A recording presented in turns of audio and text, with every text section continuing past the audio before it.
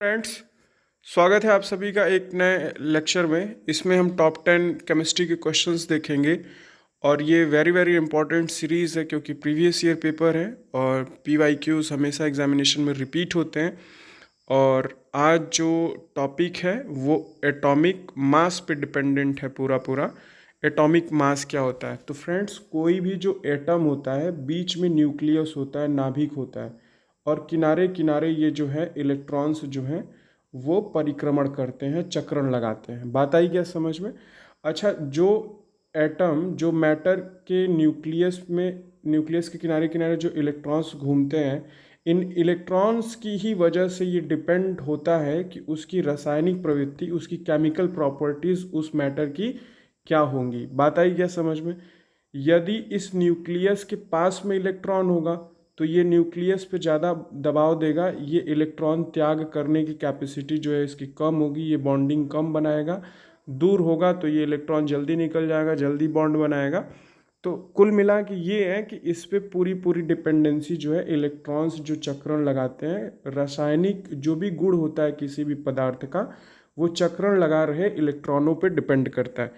अब एक और रही बात कि यदि ये न्यूक्लियस है, बीच में नाभिक है, नाभिक में फ्रेंड्स न्यूट्रॉन होते हैं और प्लस में प्रोटॉन होते हैं और किनारे किनारे चक्कर क्या लगाते हैं? इलेक्ट्रॉन्स लगाते हैं। इलेक्ट्रॉन्स नेगेटिव चार्ज पार्टिकल होते हैं, प्रोटॉन पॉजिटिव चार्ज होते हैं, ये बात ध्यान रखिएगा। और न्यूट्रॉन्स जो हैं वो न्यूट्रल होते हैं, एक तरीके से ऐसे याद रखिए, उदासीन होते हैं, कोई आवेश इन पे नहीं होता है, सीधी सी बात। अच्छा, तो मेरे भाई, अब जहाँ तक रही, मान लो कि कोई परमाणु क्रमांक जैसे ये 17 है, 17 आप जानते हो क्लोरीन का है। किसका है? Cl, क्लोरीन का है।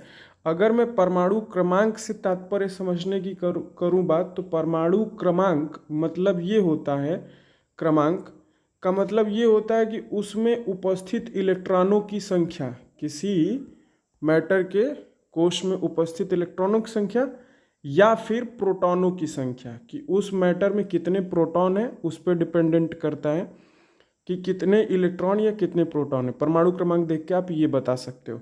अब जो परमाणु द्रव्यमान है, किसी भी परमाणु का द्रव्यमान कितना होगा, उसमें न्यूक्लियस में न्यूट्रॉन प्लस प्रोटॉन पे डिपेंड करता है। बात आई है समझ में? यदि परमाणु द्रव्यमान दिया है तो न्यूट्रॉन प्लस प्रोटॉन दिया है, और यदि परमाणु क्रमांक दिया है तो उसमें उपस्थित इलेक्ट्रॉन या प्रोटॉन दिया है। ये क्रमांक की बात हो रही है। अगर द्रव्यमान की बात करेगा तो न्यूट्रॉन प्लस प्रोटॉन होगा। इतनी बात आई क्या समझ में?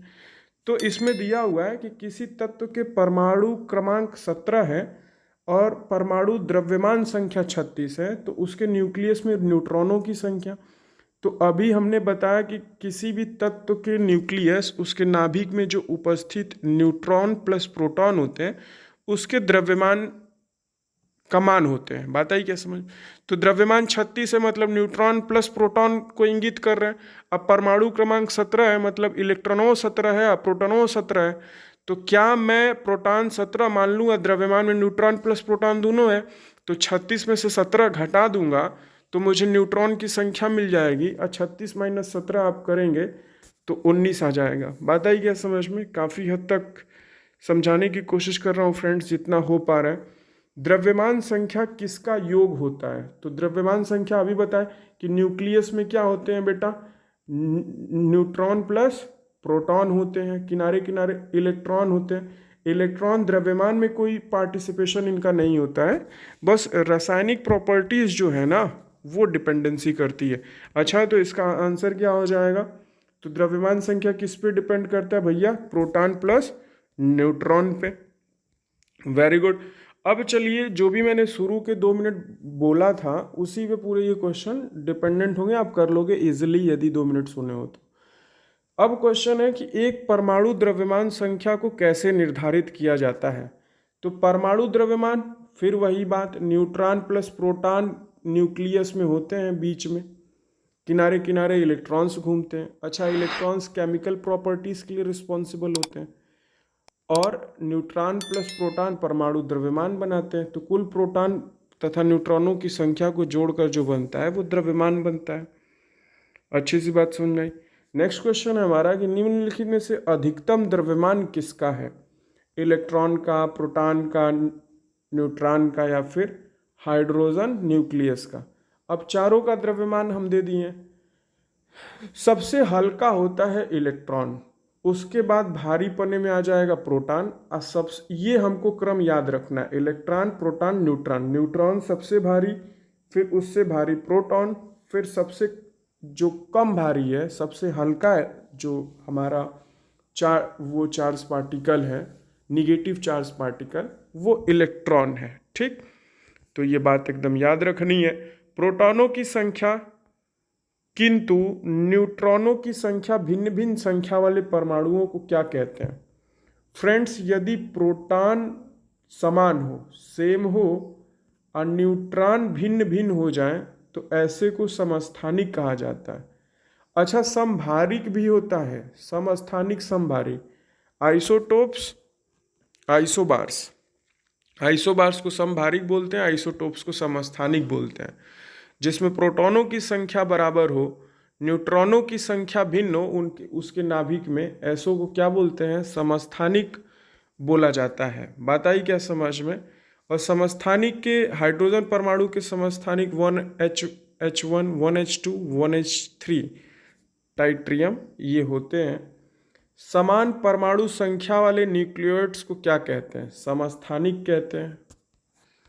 नेक्स्ट क्वेश्चन है हमारा कि अवगाद्रो संख्या का मान कितना होता है? फ्रेंड्स, ये थोड़ा सा मिस टाइपिंग हो गया है, इस पे आप मत जाइएगा। तो अवगाद्रो संख्या 6.023 इंटू 10 की पावर 23 होता है। कितना होता है? 10 की पावर, ये 10 की पावर 25 है ना, 10 की पावर 23 होता है। 6.02, ये आप याद रखिएगा, 6.02 इंटू 10 की पावर 23 होता है। इसमें भी मिस स्पेल्ट है ना, टाइपिंग में गलती हो गई है, एरर है वो, मैं टाइप नहीं करता हूँ ये पीडीएफ। नेक्स्ट क्वेश्चन है हमारा कि निम्नलिखित में से कौन एक न्यूक्लियॉन नहीं है? न्यूक्लियॉन मतलब जो न्यूक्लियस में, नाभिक के निर्माण में जो पार्टिसिपेट नहीं करता है, वो हमारा न्यूक्लियॉन के अंतर्गत नहीं आता, उसकी परिभाषा के क्षेत्र से बाहर। तो फ्रेंड्स, प्रोटॉन, इलेक्ट्रॉन, न्यूट्रॉन, ये सब न्यूक्लियस के इर्द गिर्द उसमें हैं, तो ये हमारे न्यूक्लियॉन है। बाकी पॉजिट्रॉन जो है वो नहीं है। नेक्स्ट क्वेश्चन है हमारा कि किसी परमाणु का रासायनिक व्यवहार निर्भर करता है। अभी हमने बोला था कि जो भी इलेक्ट्रॉन्स किसी भी नाभिक के किनारे घूम रहे हैं, उसकी केमिकल प्रॉपर्टीज के लिए, उसकी रासायनिक गुणों के लिए वो जिम्मेदार होते हैं। तो न्यूक्लियस के इर्द गिर्द घूम रहे जो इलेक्ट्रॉनों की संख्या पे किसी भी परमाणु का रासायनिक गुण पूरा निर्भर करता है। नेक्स्ट क्वेश्चन है हमारा कि निम्नलिखित में से कौन सा एक आवेश रहित कण है? अभी मैंने बताया कि प्रोटॉनवा पॉजिटिव चार्ज होता है, इलेक्ट्रॉनवा निगेटिव, अल्फा कण भी जो है वो पॉजिटिव चार्ज होते हैं। अभी हम आप लोगों को दिखाते कि जब रदरफोर्ड साहब जब गोल्ड की प्लेट पे अल्फा कणों की बम्बारमेंट कर रहे थे, एक्चुअल में मैं 9th 10th को कोचिंग भी पढ़ाता हूँ, तो केमिस्ट्री उससे मेरी ठीक है, बेस्ट है, कोई प्रॉब्लम नहीं है। इलेक्ट्रॉन्स नेगेटिव चार्ज होता है। अभी न्यूट्रॉनवा को क्या बताएं कि ये न्यूट्रल आदमी है, न्यूट्रॉन न्यूट्रले है, उदासीन है, इस पर कोई चार्ज नहीं है। तो इसका आवेश रहित कण कौन सा है भाई मेरे? तो न्यूट्रॉन है। बाकी प्रोटॉन पे पॉजिटिव, अल्फा पे पॉजिटिव, इलेक्ट्रॉन्स क्या होते हैं? निगेटिवली चार्ज पार्टिकल्स होते हैं। तो फ्रेंड्स, मिलते हैं नेक्स्ट वीडियो में। जय हिंद, जय भारत। वीडियो अपने दोस्तों के साथ शेयर करें, चैनल को लाइक, शेयर, सब्सक्राइब ज़रूर करें दोस्त, सपोर्ट करें। मिलते हैं नेक्स्ट वीडियो में। जय हिंद, जय भारत।